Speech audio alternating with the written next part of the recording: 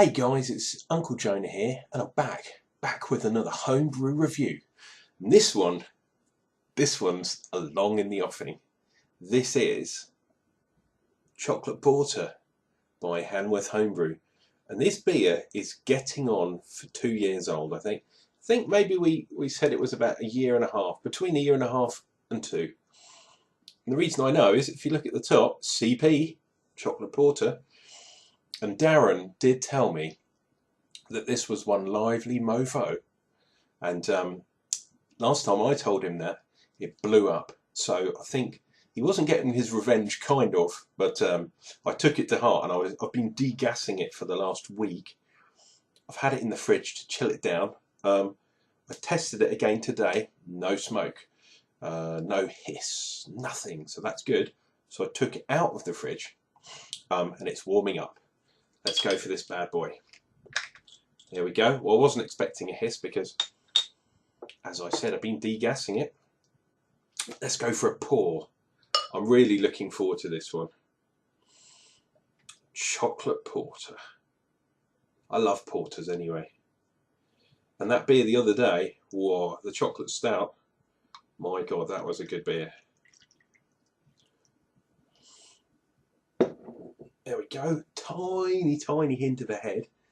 Don't know if you can see, guys, but it's at my end, it's just seeable. It's not quite black. It looks pretty black, but it isn't quite. It's got that kind of reddish hue to the blackness.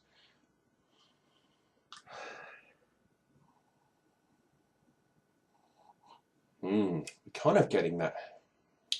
It's like a sweet kind of, almost like a rum kind of aroma. That's odd. I was expecting a lot more darkness. Anyway, cheers, Darren. I did hook him up and say that I was going to do it, but yeah, it's long in the offing, far too long, sir. We'll have to meet up again, brother.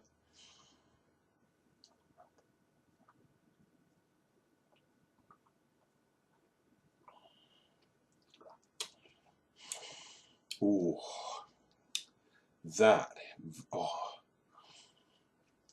that's very complex. Sweetness followed by a kind of, almost like a kind of Christmassy pudding kind of edge, followed by bitterness, but not so much a chocolate bitterness, more a sort of, I don't know, more a roasty kind of bitterness. Let's go in again. I might need to turn the lights off and sit in a darkened room for this one.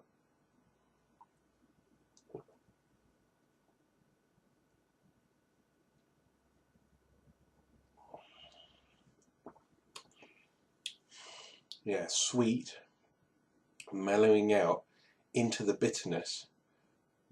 Definitely getting that sort of rum kind of sweetness, like this had been aged in a rum barrel, you know. The one thing I'm not really getting so much is the chocolate, which is bizarre, considering I had that one the other day from Simon. That was really chocolatey. I mean, this is a stout, that was a stout. This one's a porter. It's a slightly different animal. I am getting that bitterness. Maybe it's bitterness of the chocolate I'm getting. So you've got sweetness from the malts, followed by a bitterness. I'm not sure what kind of hops are in here, but you're not really getting that hoppy taste. Yeah, followed by, it's got to be chocolate bitterness.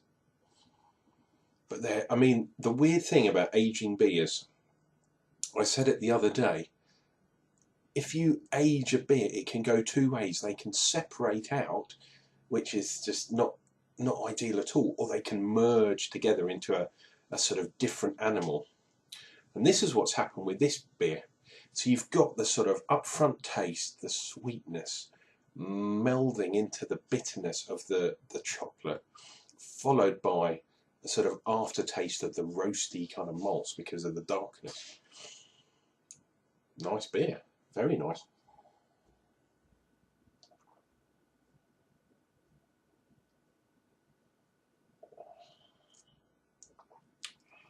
Almost chewy up front,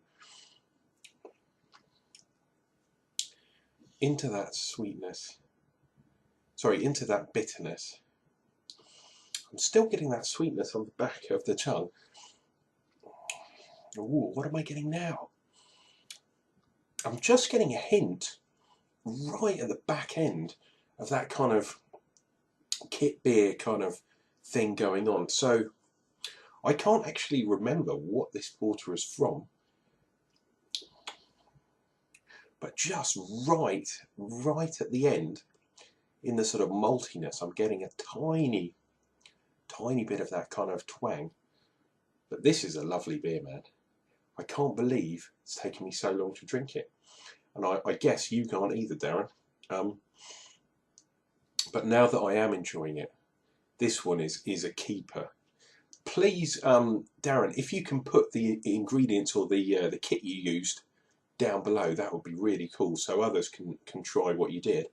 I really doubt whether you've got any of these left, but yeah, that's very nice, very smooth. And the style, especially for London, the porter, as we all know, came from London because of the hardness of the water. So it's definitely a London beer. And this one is a very, very good example.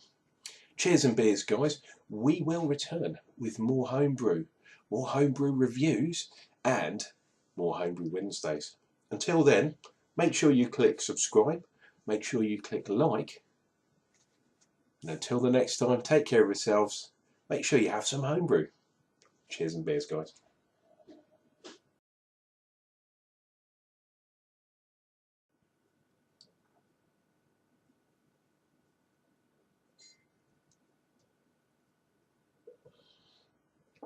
Oh,